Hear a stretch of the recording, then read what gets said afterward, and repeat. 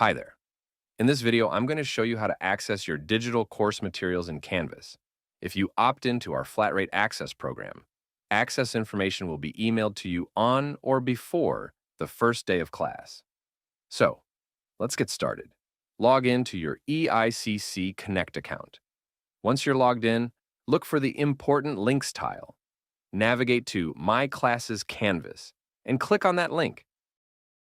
From here, you'll be prompted to log in using your EICC Connect credentials and complete two-factor authentication. That's just for security. In this example, we've already completed the two-factor authentication. Next, you'll land on your dashboard. This is where you'll see all your classes for the semester. For this example, we'll click on the first course listed. Now, take a look at the left-hand menu and find Student Course Materials. Go ahead and click on that. This will bring up all the course materials for this class. On the material tiles, you'll see some orange buttons with options like Buy Now, Redeem Code, or Read Now. Choose the option that fits what you need.